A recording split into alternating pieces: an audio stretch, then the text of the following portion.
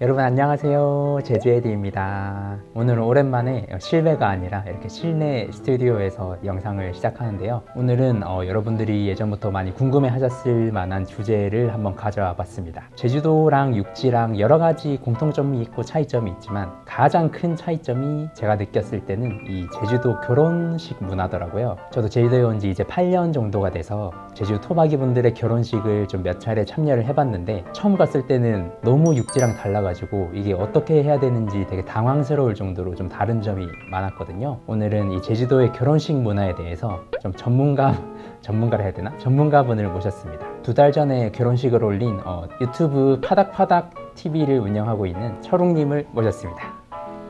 안녕하십니까.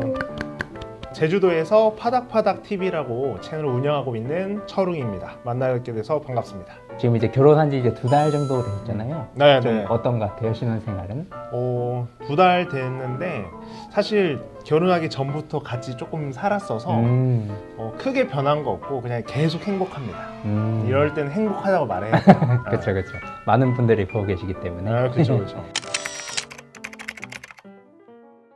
네, 그래서 이번에 제가 결혼식 다녀오면서 처음에 이제 청첩장을 받았는데 이게 제주도 결혼식은 진짜 특이하게 결혼식을 진짜 길게 하더라고요. 그렇죠. 그래서 이번에 청첩장도 보니까 결혼식 시간이 오전 10시부터 오후 6시까지 였던 것 같은데 네.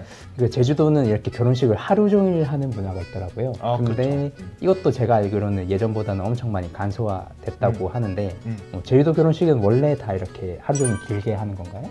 옛날에는 엄청 길게 했었는데 지금은 에디님 말씀처럼 간소화되긴 했죠. 제주도가 옛날에 교통 환경이 엄청 안 좋았어요. 진짜 네네. 완전 시골로 갔을 때 네네. 그 동네 사람들이 일로 오려면 너무 멀어요.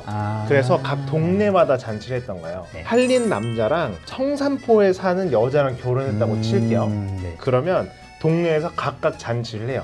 결혼식 전에 뭐 동네 리사무소나 그런 네. 회관을 빌려서 각 동네 잔치를 하고 그 다음에 결혼식을 또 해요. 거의 한 이틀, 길게는 3일까지도 결혼식을 하는 거죠. 그러면 그 결혼식이 막 일요일이면 한 금요일부터 그쵸. 마을 잔치를 하는 금요일부터 마을 잔치 하고 예를 들어서 한림에는 오늘 하고 그 다음에 성산에는 내일 그 다음에 모레는 본 결혼식. 그러면 이제 결혼식에 못 오시는 분들도 있으니까 그렇죠. 제주도 출신 남자랑 이제 육지 지방에 있는 여성분이 결혼을 하면 네. 그렇게 해요.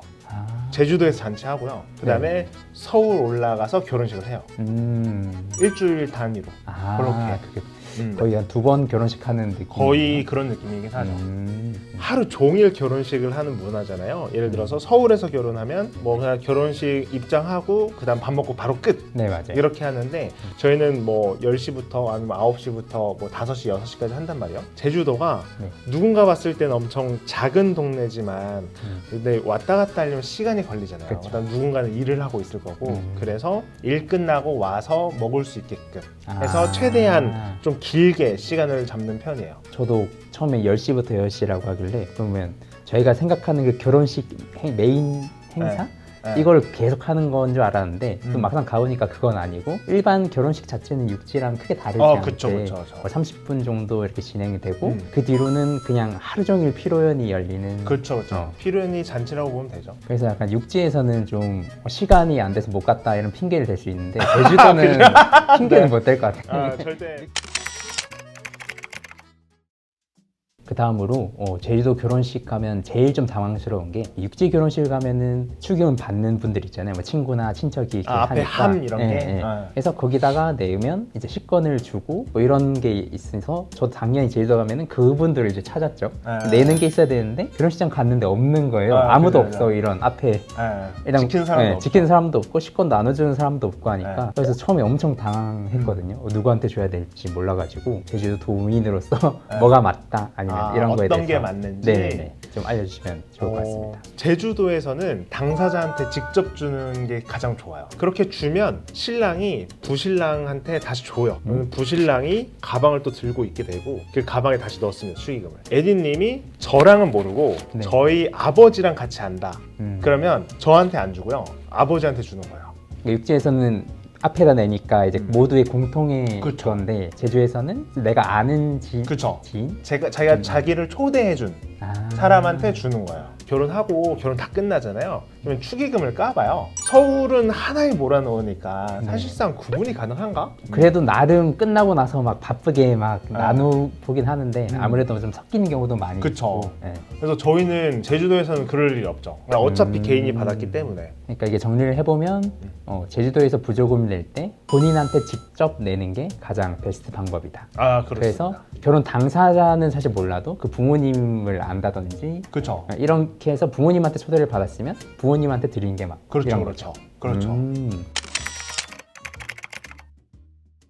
제가 되게 궁금했는데 저도 예전에 이런 외할아버지가 돌아갔을 때 제주도 장례식장을 처음 가봤는데 거기서도 겹부조라는 엄청 신기한 문화가 있더라고요. 뭐 혼주가 됐든 뭐 상주가 됐든 아는 분이 많으면 봉투를 되게 여러 개를 들고 있어서 다 이렇게 나눠주더라고요. 네, 그래서 처음 봤을 때는 이게 뭔지 이해를 그때는 잘 못했는데 그래서 이 제주도만의 이 특이한 겹부조 문화를 한번 알려주시면 좋을 것 같아요. 겹부주라고는 잘 안 하고 그냥 우리는 젊은 세대들은 그냥 쌍부주라고 해요. 쌍부주? 네. 오늘 처음 그러니까 예를 듣는데? 들어서 네.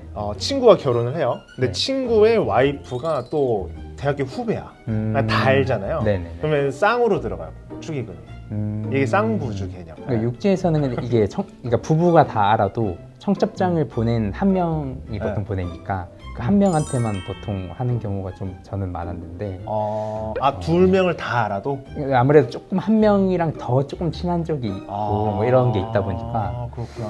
그래서 근데 제주도는 왜 어떻게 하다가 이렇게 쌍부주가 됐는지 모르는데 그게 이혼율이 이번에 철호 형님 결혼했을 때도 아내분도 저는 잘은 모르지만 어쨌든 한번 접점이 좀 있었고 그렇죠, 그렇죠. 이거 축의금을 철호 형님한테만 해야 되나 아니면은 와이프분한테도 해야 되나 약간 이런 게 좀 헷갈리더라고요. 그러니까 육지에서는 당연히 나를 불러준 철호 형님한테만 내는 게 맞는데 제주도니까 이게 그래서 애매했겠죠. 그래서 어떤 결국에 거 안 했죠. 네. 그냥 안 해도 돼요, 사실. 그래서 제주도는 이 겹부조 때문에 여러 번 내야 되는 경우가 있다 보니까 좀 축의금의 규모가 상당히 좀 커진다 이런 얘기를 듣긴 했거든요. 그죠. 제가 보기엔 맞는 것 같아요. 그래서 이게 부조금 관리도 쉽지 않겠다 이런 생각이 드는 게 막 나가는 데가 워낙 다양하게 많으니까 그래서 그 엑셀로 작업해놔요. 누가 얼마 줬다. 아니 진짜로 다른 데도 다 할걸요? 다 하는구나. 제가 언제 결혼할지 모르겠지만 잘 배워두도록 하겠습니다. 네네네. 두 분 다 지이면 우리가 한 명 주고 한 명 주고 하잖아요. 나 결혼할 때 두 분이 와서 각자 줘요. 그 제가 줬던 그 기록이 있을 거잖아요. 그러면은 이렇게 와요. 네. 저도 각각 했고 그분들도 이제 저한테 이렇게 각각 주고. 네. 그 다음으로는 아까도 얘기 한번 나왔는데 제주도에서 진짜 특이한 게 부신랑 부신부라고 해서 이거는 육지에서는 한 번도 들어본 적도 없는 시스템인데 제주도니까 동생분이 될 수도 있고 뭐 친구분이 하는 것 같기도 하고 편한 뭔가 많이 들어가는 이런 가방 이런 거를 옆으로 딱 메고 막 다니시는 분이 계시더라고요. 그래서 이 시스템에 대해서 좀 정확히 한번 좀 알려주시면 좋을 것 같아요. 부신랑 부신부는 사실 제주도에만 있는 건 아니고요. 그래서 남자 쪽은 잘 없는데 여자 쪽은 가방순이라고 하더라고요. 가방순이? 네, 저도 처음 알았어요. 그러니까 저는 와이프가 경기도 사람이기 때문에 왜 이름이 가방순인지 모르겠지만 제주도로 따지면 부신부랑 비슷하죠. 그러니까 옆에서 따라다니면서 이걸 좀 메이크업 봐주고 좀 이렇게 챙겨주고 결혼식 당일이든 결혼식 준비할 때 신랑은 바쁘단 말이에요. 신부도 물론 바쁘고 그러면 그 사람을 대신해서 누군가가 서포트를 해줄 사람이 필요해요. 네네. 그래서 이제 정말 친한 친구, 믿는 사람, 부신랑이든 부신부를 맡게 되는 거죠. 그래서 결혼식 당일날 되면 신랑 신부는 정신이 없어서 그쵸. 누가 왔는지 잘 몰라요. 시야가 엄청 좁아져요. 네. 그러니까 앞에 있는 사람한테 인사하고 술 한잔 받아먹고 이러다 보면은 하루가 다 가요. 근데 이럴 때 뭐 예를 들어서 식사 몇 명 먹었는지 이런 거 계산을 해야 되잖아요. 네네. 그럼 계산할 때 정산일 제주도에서는 10시부터 뭐 5시, 6시까지 하잖아요. 네. 필요는 끝났죠? 그럼 또 2차로 또 술집을 가요. 가서 이제 신랑 신부가 가서 돈을 또 결제를 해줘야 돼요.